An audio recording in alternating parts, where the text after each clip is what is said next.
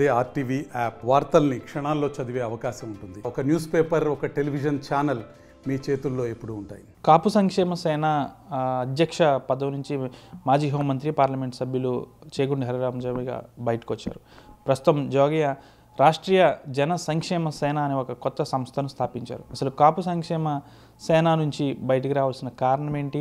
ఈ కొత్త సంస్థ రాష్ట్రీయ జన సంక్షేమ సేనను స్థాపించడానికి గల కారణం ఏంటో ప్రస్తుతం ఆయన్ని అడిగి తెలుసుకుందాం.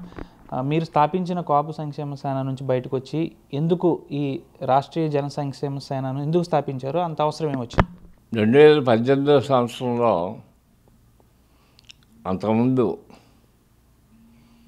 కాపులకి రిజర్వేషన్ సౌకర్యం కల్పించాలని కోర్టు తునిలో పెద్ద మహాసభ జరిపి ఆందోళన సాగించారు. ఆ రోజుల్లో ముత్తగారు పద్మనాభం గారు. తర్వాత ఆయన ఆ సమస్యని పక్కన పెట్టి రాజీనామా చేసి బయటికి వెళ్ళిపోయారు. ఆ సందర్భంలో కొంతమంది స్నేహితులు మీరు టేకప్ చేసి కాపుల యొక్క రిజర్వేషన్ ఇష్యూలో మీరు పోరాటి సాధిస్తే బాగుంటుంది, ఎందుకంటే కాపుల్లో చాలామంది అంటే ఇంచుమించులో 80% వరకు కూడా పేదవాళ్ళు ఉన్నారు, ఎకనామికల్లీ ఆర్థికంగా వెనుకబడిన వాళ్ళు ఉన్నారు. వాళ్ళందరికీ రిజర్వేషన్ సౌకర్యం అంటే విద్యా ఉద్యోగాల్లో రిజర్వేషన్ సౌకర్యం ఎంతైనా అవసరం. కాబట్టి ఆ పోరాటాన్ని మీరు సాగిస్తే బాగుంటుందని చెప్పేసి నాకు సలహా ఇవ్వటం, ఖాళీగా ఉన్నాను కదా పోనీ ఈ సమస్యను తీసుకుని ముందుకు తీసుకెళ్దామనే ఉద్దేశంతో అప్పుడు కాపు సంక్షేమ సేన అనేటువంటి సంస్థని నేను స్థాపించడం జరిగింది. తర్వాత అనేక రకమైన ఆందోళన చేసాం, నిరాహార దీక్ష కూడా పోయినా ఇదే ఇష్యూ మీద. అంటే కాపులకి రిజర్వేషన్ సౌకర్యం కలగాలి అంటే కాపులు అందరికీ కాదు, కాపుల్లో ఆర్థికంగా వెనుకబడినటువంటి వాళ్ళందరికీ కూడా విద్యా ఉద్యోగాల్లో రిజర్వేషన్ సౌకర్యం కలగాలని ఇతర సమస్యలు కూడా తీసుకుని మేము అనేకమైనటువంటి ఉద్యమాన్ని చేయటం జరిగింది. కొన్ని సాధించగలిగాం, కొన్ని సాధించలేకపోయాం. చివరికి ఈ రిజర్వేషన్ సౌకర్యం విషయంలో అంటే కేంద్ర ప్రభుత్వం ఏదైతే ఎకనామికల్లీ వీకర్ సెక్షన్స్కి ఈడబ్ల్యూఎస్ అంటే ఆర్థికంగా వెనుకబడినటువంటి వారికి 10% రిజర్వేషన్స్ కలగజేశారో దాంట్లో తెలుగుదేశం ప్రభుత్వం చంద్రబాబు నాయుడు గారు ముఖ్యమంత్రిగా ఉన్న రోజుల్లో ఆ 10%లో 5% కాపులకి రిజర్వేషన్ సౌకర్యం కలగజేస్తూ 14వ నెంబర్ చట్టాన్ని తీసుకొచ్చి గవర్నర్ సంతకం అయ్యి కూడా నోటిఫికేషన్ అయ్యి కూడా అమలు జరపకుండా పక్కన పెట్టేశారో ఎవరో జగన్మోహన్ రెడ్డి గారు 5 సంవత్సరాల కాలంలో దాన్ని పక్కన పెట్టేశారు. కాబట్టి అది కొనసాగించాలనేటువంటి ధ్యేయంతో నేను నిరాహార దీక్ష కూడా చేశా. అయినా ప్రభుత్వం ఎటువంటి చర్యలు తీసుకోలేదా. చివరికి హైకోర్టుకి వెళ్ళా. ఇప్పుడు హైకోర్టులో అది పెండింగ్లో ఉంది ఆ ఇష్యూ. అలా జరుగుతున్నటువంటి సందర్భంలో నాకు కొన్ని ఇబ్బందులు కలిగినాయి. ఏమిటంటే కాపు సంక్షేమ సేన అనేటువంటి కుల సంఘాన్ని పెట్టి కాపుల యొక్క సంక్షేమ విషయంలో ముందుకు వెళ్ళేటువంటి పరిస్థితుల్లో మేము ఈ సంఘాన్ని జనసేన పార్టీకి ఎఫిలియేట్ చేస్తూ జనసేన పార్టీకి సపోర్ట్ చేస్తూ పవన్ కళ్యాణ్కి సపోర్ట్ చేస్తూ ముందుకు తీసుకెళ్ళడం కూడా జరిగింది. ఆ సందర్భంలో మిగతా కులాలన్నింటిలోంచి నాకు కులముద్ర వేయటం, మా ద్వారా మమ్మల్ని సపోర్ట్ చేస్తున్నటువంటి పవన్ కళ్యాణ్ గారికి కూడా కులముద్ర వేయటం చాలా దురదృష్టకరమైన విషయం. దాని నుంచి బయటికి వెళ్ళాలంటే ఈ కుల సంఘం నుంచి బయటికి రావటమే మంచిదనే ఉద్దేశంతో ఈరోజు ఈ నిర్ణయం చేయటం జరిగింది. అంటే కాపుల యొక్క సంక్షేమం కోరాలన్నా, కాపులో ఉండేటువంటి ఆర్థికంగా వెనుకబడినటువంటి వారికి ప్రభుత్వం ఇచ్చేటువంటి ఫలాలు అందజేయించాలన్నా,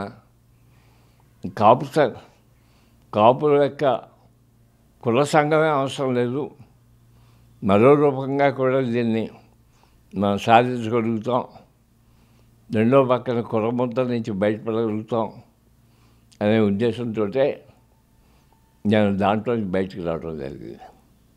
నేనే కాదు, నాతో పాటు ముఖ్యంగా కాపు సంక్షేమంలో గౌరవ అధ్యక్షుడిగా ఉన్నటువంటి బొత్స సత్యనారాయణ గారు కూడా బయటకు వచ్చేసారు.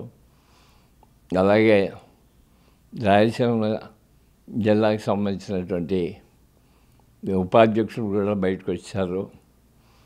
మేమంతా కలిసి ఈ రోజున జన సంక్షేమ సేన అనేటువంటిది ఏర్పాటు చేశాం.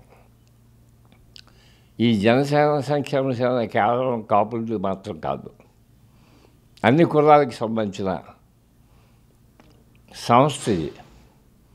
దీంట్లో బీసీలు ఉన్నారు, కమ్మాలు ఉన్నారు, ఎలవలు ఉన్నారు, క్షత్రియులు ఉన్నారు, ఎస్సీ ఎస్టీలు ఉన్నారు. ఇలాగా అన్ని కులాలకు సంబంధించినటువంటి వాళ్ళం ఒక 21 మంది కలిసి ఈ రాష్ట్రీయ జన సంక్షేమ సేన అనేటువంటి సంస్థకి రిజిస్ట్రేషన్ చేయించాల్సిందిగా కూర్చు మేము అప్లికేషన్ కూడా పెట్టడం జరిగింది. ఈ సంస్థని నిన్ననే స్థాపించాం. ఈ సంస్థ యొక్క ముఖ్యమైన ఉద్దేశం ఏంటంటే కాపులతో పాటు అన్ని కులాల యొక్క ఆర్థికంగా వెనుకబడినటువంటి వారి యొక్క సంక్షేమాన్ని కోరటం. ఈ సంక్షేమం పేరు మీద దీంట్లో ఒక విషయం నేను చెప్పాలి. ఏంటంటే ప్రతి పొలిటికల్ పార్టీ కూడా ఎన్నికల ముందు మేనిఫెస్టోలు అంటూ రిలీజ్ చేస్తున్నారు. ఆ మేనిఫెస్టో రిలీజ్ చేసినప్పుడు ఒకవేళ వాళ్ళు ప్రభుత్వం అంటూ ఏర్పాటు చేస్తే ఎవరికి ఏ రకమైన సంక్షేమం చేస్తాం, అట్లాగే ఏ కులానికి ఏ రకమైన సంక్షేమం చేస్తాం, అలాగే అభివృద్ధి ఏ రకంగా చేస్తాం అనేటువంటిది ప్రజల ముందు పెట్టి ఓట్లు అడగటం అలవాటు, అది అందరికీ తెలిసిన విషయమే.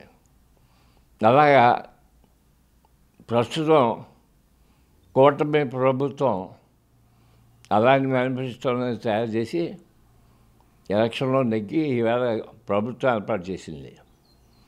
5 సంవత్సరాల కాలం, 2 సంవత్సరాలు అయిపోయినా ఇంకో 4 సంవత్సరాల కాలం ఆ ప్రభుత్వం పరిపాలన సాగిస్తుంది.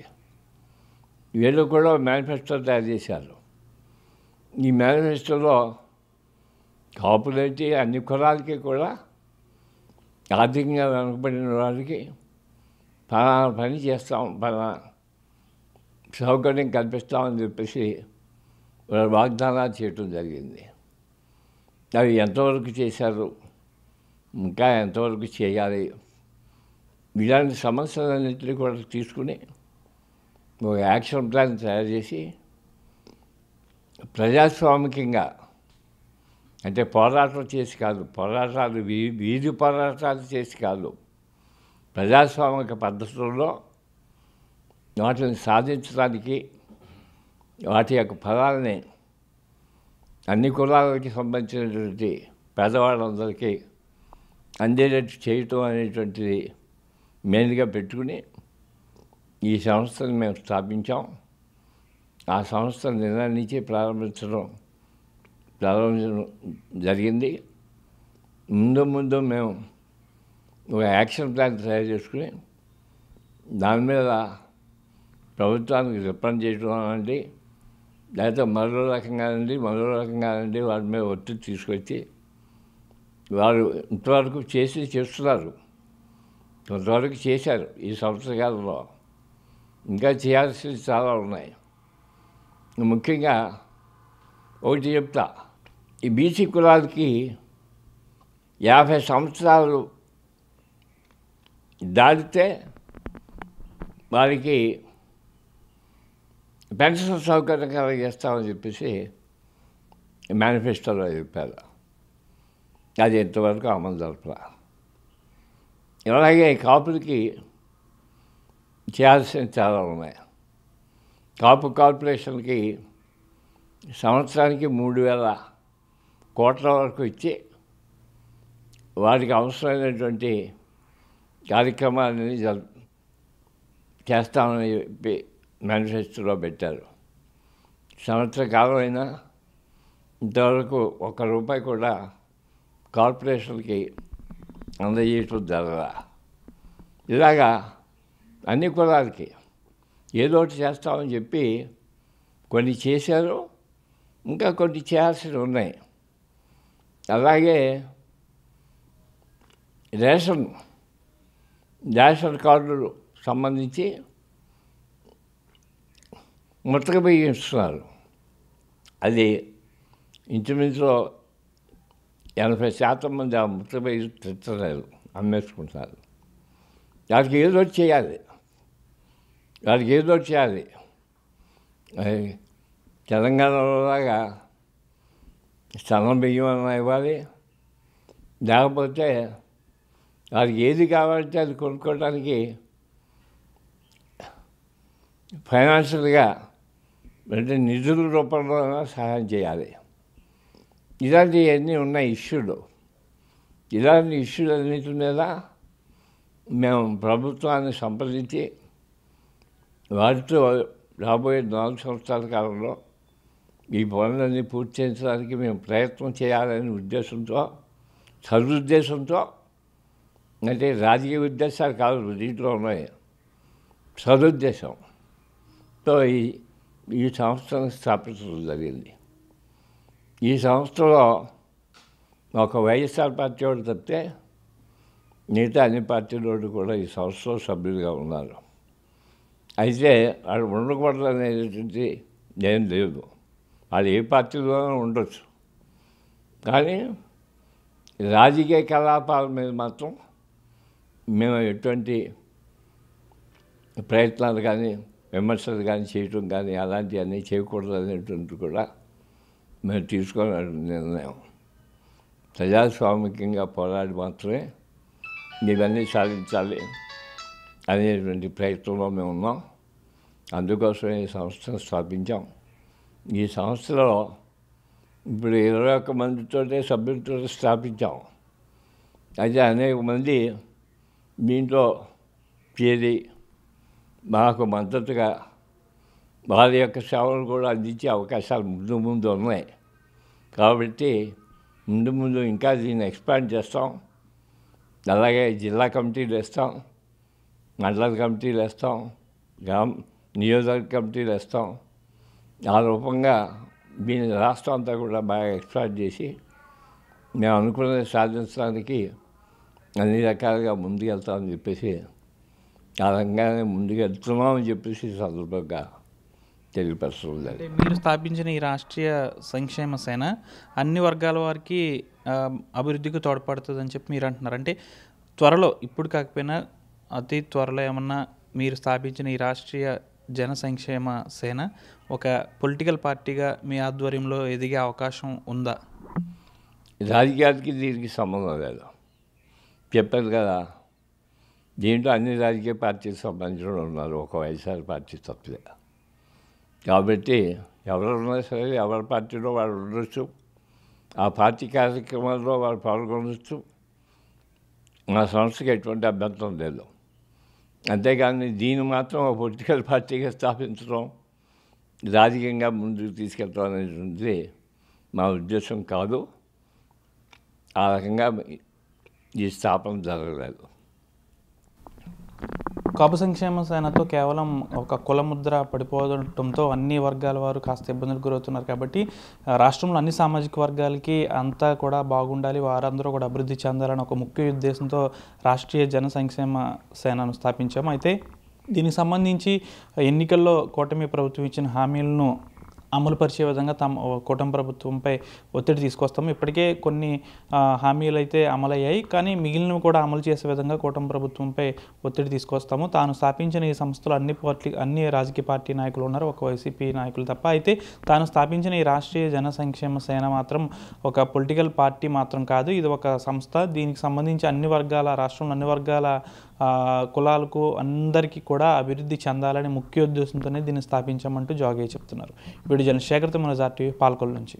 తెలుగులో న్యూస్ కి ఫాస్టెస్ట్ యాప్ ఇప్పుడు టోటల్లీ న్యూ అవతార్లో జస్ట్ 5 seconds లో కంప్లీట్ న్యూస్. సోషల్ మీడియాలో ట్రెండ్స్ కి one stop solution. Live TV app voice search option తో ఇప్పుడే డౌన్లోడ్ చేయండి లేదా అప్డేట్ అయిపోండి. యాప్ లింక్ డిస్క్రిప్షన్ లో ఉంది.